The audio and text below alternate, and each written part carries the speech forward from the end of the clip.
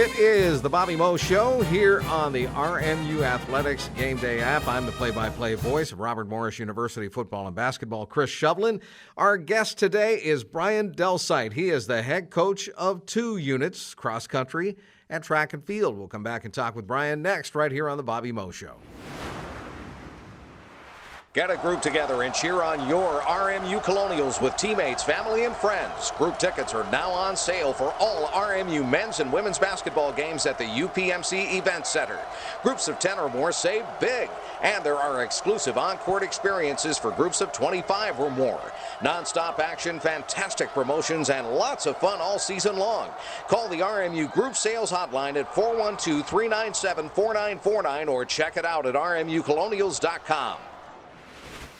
It's the Bobby Moe Show, and we're here to talk cross-country and track and field with head coach Brian Delsite. And this is not your first go-around here at Robert Morris University. Brian was here way back in the day. As a matter of fact, if we can hold off on talking cross-country and track and field, we were talking before we started the show here tonight that you were actually here the first year the football team played here, and you were working in the offices back then and doing some stuff because we had so many student athletes on campus. That must have been a real thrill back then. Yeah, it was great. I mean, it pretty much got my start in college athletics, was getting a GA position here. The first year we started football at Robert Morris and got my graduate school degree here in sports management, and worked in the office and answered the press box phone at the football games at Moon Stadium. And yeah, it was awesome, and just got to meet Coach Walton and all those people all the way back then. So it was my foundational start of athletics. All right, that's pretty cool, really, when you get right down to it. But the thing is, you got your graduate degree here, but you got your bachelor's at Syracuse? Syracuse University, yeah. Correct. Tell me about the experience there. So, yeah, Syracuse was great. I mean, I was a track and field athlete there, long jump, triple jump, high jumper. Did pretty well. Actually, remember the only Big East championship team in Syracuse history. 92, we won the Big East championships. So, great experience, and again, same kind of thing. It's kind of got one after that experience. I wanted to get into college athletics as a career. Kind of made my decision that that's something I think I wanted to do long term. So, yeah. I mean, I'm from central Pennsylvania, so it was about 3 hours away from home. So it was a great fit for me. Your hometown is Elysburg. Tell me about Elysburg and growing up there. Elysburg, when I was growing up there was not even a traffic light. It was a blinker. There is a traffic light there now, I think, because they built a Sheetz there, so you have to have a traffic light there. Have a traffic light from front. No, it's a real small town. I went to a single A school, Southern Columbia, which a lot of people are familiar with because they're such a good football program. So, and I actually just got inducted into their Hall of Fame. Congratulations. This fall, thank you. It was great. Small town, got to play every sport, basketball, ran cross country, played basketball, track and field. That led me, again, a big sports community. It's kind of the coal region of Pennsylvania, around that Mount Carmel, Shamokin, at least some people know those names. Sure. So that's where I grew up. I still get back there quite frequently. A great tradition there at Southern Columbia. Absolutely, yeah. Yeah, they're in the state final again this weekend down in Hershey. So yeah, absolutely. Back to Syracuse, you mentioned a Big East championship, the only Big East championship Syracuse won in track and field. The thing is, that has to be a monumental accomplishment while you're a student athlete. But then when you think back on your days as a collegian, that stands out. I mean, a Big East championship is nothing to sneeze about. Yeah, it's still it's funny. I'm still really good friends with a lot of people on the team, coaches, and some of my best friends are still my former teammates. That's probably one of the highlights of my career. I mean, I won some individual Big East titles in a long jump and triple jump. So I did have a really good career individually, but that team championship, I still have if you come down to my office down on the island, I have the Big East championship plaque right above my desk. Sure. Still one of my highlights. So. That's great. That's one point of pride, no question about it. Let's talk about Robert Morris cross country and track and field. Let's take them one at a time. Let's go with cross country first and foremost. Cross country season's over right now. Let's talk about how it finished up. It was a struggle. We brought the men's program back this year. Mm-hmm. I don't know if you're aware of that. So this is the first year of the men, and we didn't really know until November we were going to have a men's team for sure. So we scrambled and recruited the best we could to put together a roster of about 10 guys, a lot of walk-ons, a few scholarship kids. So we were 12th out of 12 in the Horizon League. So there's no way to sugarcoat that except for there's no place to go but up. But it was a bit of a struggle. On the women's side, we have some really good individuals. We just need to get more bodies. Our women's team, we brought in a nice recruiting class, but again, we're talking about essentially all freshmen, a couple upperclassmen, 3 of our what should have been our top 6 runners for one reason or another health related were not running by the time we got to the conference meet. Gotcha. So we ran 5. And if you don't cross country, you only score 5. And if somebody doesn't finish the meet, we don't even score a team. So we ran 5, and we were last in the Horizon League. So not the greatest showing for the first season, but we have everybody coming back, and we are really working hard at recruiting right now. And the team's super young, and the town is good. It's just going to take a little bit of time, I think, to get us rolling. And I'll say this: the Horizon League is a step up in competition from what it was when we were in the Northeast Conference. We were slightly below St. Francis University in some of the meets we ran in this year, and St. Francis I think was 3rd in the NEC. So there you go. In the Horizon League is a different ball game as far as level competition. I like it. I think it's a perfect fit for us. Sure. But I think it's going to take us a little bit of time to get at the cross country program where we're going. Where are the student athletes coming from, and how tough was it recruiting during COVID? And that was also So you get in here first year, new coach. Obviously, I'm familiar with the area from being here before, and also being the head coach at Duquesne for years. But it was a struggle because one of the things that we have to sell is our campus, in our university, and COVID. It was a dead period. I know you're familiar with it. It was a dead period the entire year last year. So we didn't meet face to face in person any of our freshmen until they got to campus this fall. That's incredible. I mean, a couple of them stopped by in the office maybe around late July, August when the dead period was lifted. Sure. It came down. Most of our kids are from Western PA because it's a great recruiting area for track and field and cross country. So my goal initially is to try to own Western Pennsylvania as best as possible. And then, we expand a little bit regionally, where most of our recruits are within I would say 3 or 4 hour radius of Robert Morris.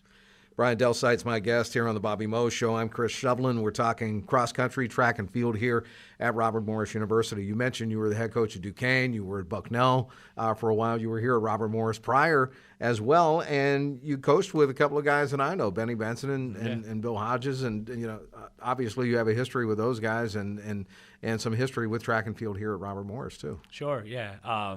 Benny was here when I started as a GA here, and then he left to take the Montclair State job in the middle of my first year of graduate school. And then Coach Hodge was brought in, and I worked with Coach Hodge the rest of that year. And then for the second year I was here in grad school, Coach Hodge and I were great friends. We talked every Sunday after that, and for years and years. I think, and looking back, Coach Hodge is in the Hall of Fame here. Yep. So Coach Hodge did definitely establish a model of how to be successful here, and a lot of things I am trying to implement and do go all the way back to Coach Hodge. I have my own ways of doing things, obviously, and the experiences I had at Duquesne and Bucknell obviously carry some weight. But it was one of the draws to come back here. I really loved this place when I was here. I know we can have success here in our program, and I also do know when championships were won here, kind of what it took because I had that model that Coach Hodge kind of showed the way. Track and field season is coming up in the spring, but really some of it's happening right now, right? Right. We actually had our first indoor meet on Friday at Youngstown State. It was Youngstown State Icebreaker. So we're unique. We don't have an off season. Sometimes I wonder. I'm always like, I wonder what you do if you're a soccer coach or a volleyball coach. Again, not to diminish how hard those jobs are, but you have your fall. You have your traditional season, then your off season. You have your non-traditional. You spend time recruiting and you train in the off season. We go right into it. We had cross country in the fall. That ended up in the beginning of November, and then we just opened up with an indoor meet December 3rd.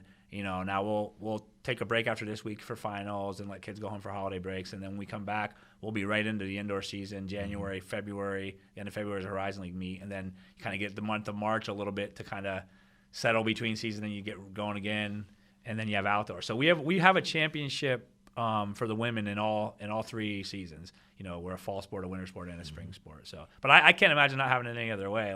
Where that's kind of how our DNA is, just to keep going one to the next.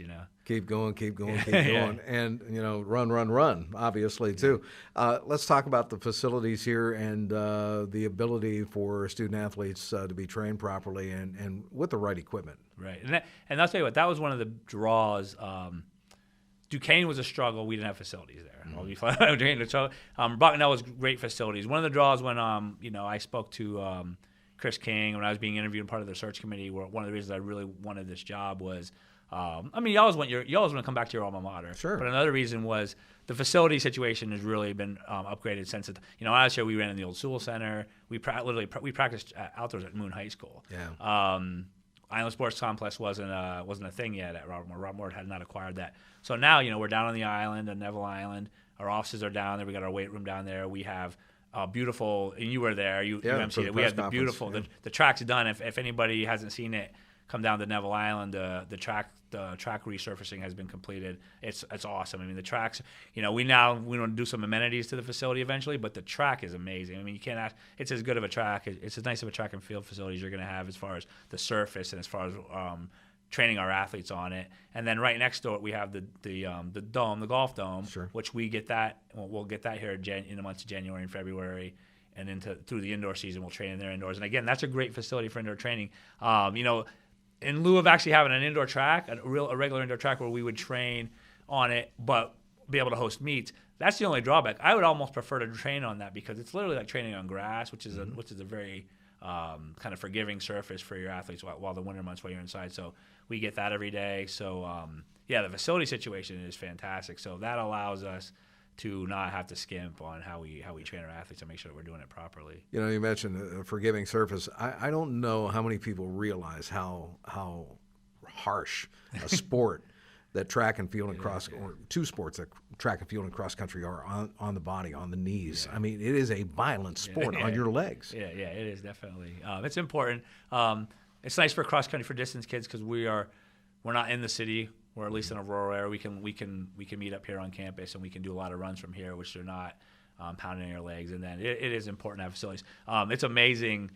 The track was probably, I think, something like 15 years old, the one down on the island. And it's still, it's like you walk on your track. I'll tell you what, now that the new track is there and we step on that every day, we're like, whoa. Where it's like, wow, that's what it feels like to have a new surface. So, it's important. And you're right, track is a very demanding sport. It's definitely very physically demanding, very mentally demanding. So, and we ask a lot of our kids, at this level. So, I have to ask you, your favorite event, personally, or events? I guess I should say because there are so many. Yeah, I mean, as being a head coach and loving the sport, I love them all. I think anybody, if you ask anyone, they will tell you that it's the triple jump. I was a triple jumper, a pretty high level triple jumper, through high school and college. So that's still my baby. I think I try to convince everybody to try triple jump at some point in their career. My son's even doing it now. He's 14. I got him over triple jumping. So I say the horizontal jumps were my thing. That's what I competed in. That's probably if I had an area of expertise, that would be it. And so that's and with those, it's the triple jump is my favorite. So. Well, if you were a high level athlete, and it pretty much typifies why you went to Syracuse and played in the Big East. There's no question about it. Brian, it's been a pleasure talking with you here today on the Bobby Moe Show. I want to wish you the best of luck moving forward. I know you've got your work cut out for you. It sounds like recruiting-wise and getting some kids in here, but the future's bright. A Horizon League, and hey, why not dream for a championship coming up soon? Absolutely. No, we'll get there. I mean, I truly believe. I think we're positioned to do really well, and we're really excited about track and field here in the winter and the spring. So, definitely looking forward to it. That's great. We'll come back with more of the Bobby Moe Show and look ahead and the scores of all the teams here on campus coming up next.